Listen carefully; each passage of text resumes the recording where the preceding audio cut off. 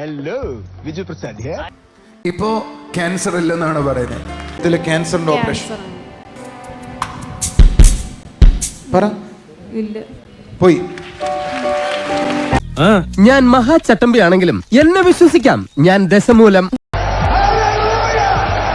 Cancer ആയിരുന്നു. Blood cancer ആയിട്ട് അവിടെ കീമോ ചെയ്ത് എത്ര നാളായിട്ട് മോൾക്ക് നടുവേന ഉണ്ടായിരുന്നു? കുഞ്ഞുനാള് മുതലേ ഉണ്ട്. കുഞ്ഞുനാള് മുതലേ ഉണ്ട്. അതെങ്ങനെ കുഞ്ഞുനാള് മുതലേ ഉണ്ടായി?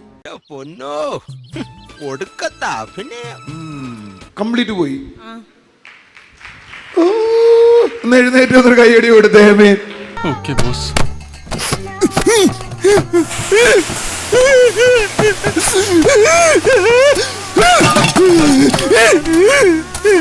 സത്യമാണോ നീ പറയുന്നേ? എങ്ങനെ നിനക്ക് കംപ്ലീറ്റ് മാറിയെന്നറിയാം? എനിക്കിപ്പോ വേദന വരാറില്ല, ഒരാഴ്ചയായിട്ടില്ല. ഒന്ന് കൈയടിച്ചേരുന്നല്ലേ ആമീൻ പറഞ്ഞേ. ഇപ്പൊ അപ്പച്ച എന്താ ചെയ്യണമെന്നറിയാം? അപ്പുറത്തൊരു ടോയ്ലറ്റ് ഉണ്ട്, അവിടെ പോയിട്ട് സംഭവിക്കില്ല, ഞാൻ കുഞ്ഞികൃഷ്ണനെ വിളിച്ചോണ്ട് നിന്നിരുന്നു. കുഞ്ഞികൃഷ്ണൻ ദൈവമാ. ആ പൈൽസിന്റെ തടിപ്പ്, ഇടത്തെ വശത്താ തടിപ്പ്. പ്രത്യേക സിറ്റുവേഷനിൽ എനിക്ക് നെഞ്ചുവിനെ അഭിനയിക്കേണ്ടി വന്നു. ഞാൻ ചെയ്യും പോലെ തന്നെ അല്ലേ? ശരിയല്ലേ? ആ സാധനം അവിടെ ഇല്ല, പോയി തപ്പിയിട്ട് വരണം. നിങ്ങളുടെ നെഞ്ചുവേദന ഞാൻ ഹാൻഡിൽ ചെയ്യാം, പക്ഷേ ഒരു ബ്രിഡ്ജ് ഇട്ടാൽ അങ്ങോട്ടും ഇങ്ങോട്ടും നടക്കണം. എന്ന് വെച്ചാൽ എനിക്കും ഗുണം വേണം. ഇതൊരു ബിസിനസ് ആണേ. ഇവിടെ ഒരു മഴ ഉണ്ടായിരുന്നു, അതും പോയി.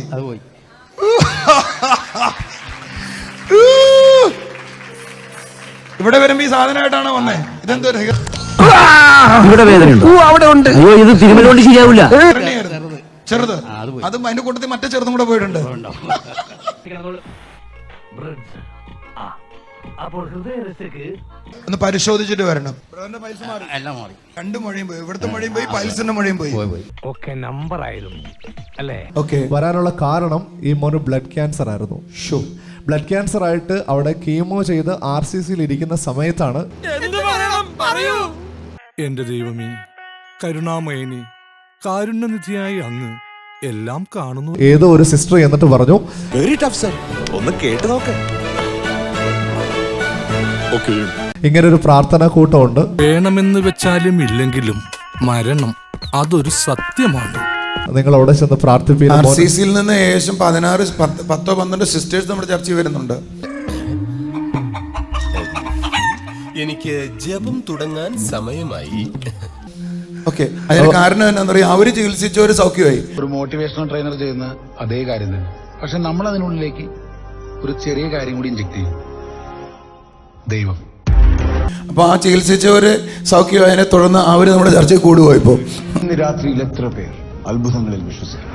ഓക്കെ, ആ സമയത്താണ് ഡിസംബറിൽ വന്ന് പ്രാർത്ഥിക്കുന്നത്. ചില രോഗങ്ങൾ രോഗങ്ങളല്ല. ഓക്കെ, ഡിസംബറിൽ നമ്മുടെ ചർച്ചയിൽ വന്ന് പ്രാർത്ഥിച്ചതിന് ശേഷം ഇവർ മടങ്ങിപ്പോയി. നിങ്ങളുടെ ശരീരത്തിൽ എവിടെയാണോ രോഗം, ആ ഭാഗത്തിൽ നിങ്ങളുടെ കരം വെച്ചാണ്. ആ സമയത്ത് ബ്രദർ ഇവനോടൊരു ദൂത് പറഞ്ഞു, മോനോടൊരു ദൂത് പറഞ്ഞു. സഹോദരി നീ കാണാൻ പോവുകയാണ്. ഓക്കെ, എടാ മോനെ, നീ മരിക്കത്തില്ല. എന്താണ് സഹോദരിയുടെ അസുഖം? നീ ജീവിക്കും, യേശു നിന്നെ സൗഖ്യമാക്കുമെന്ന് പറഞ്ഞു. രാജബോസ് സാറിനെ കാണാൻ രണ്ടുപേര് പുറത്ത് വെയിറ്റ് ചെയ്യുന്നു. തീപ്പന്തലിന്റെ ആരാധകരായിരിക്കും. ഇനി 2 പേർ കൂടി ഇതിൽ പണിയാനുള്ള സ്ഥലമില്ല. പോയിട്ട് 7 മാസം കഴിഞ്ഞിട്ട് വരാൻ പറയൂ. എന്തു പറ്റിയതാ? ആ പോയ 3 പേർക്ക് ഒരു ഐഡിയ ഞാൻ പറഞ്ഞു കൊടുത്തതാ. കേട്ടിട്ടില്ലേ? An idea can change your life.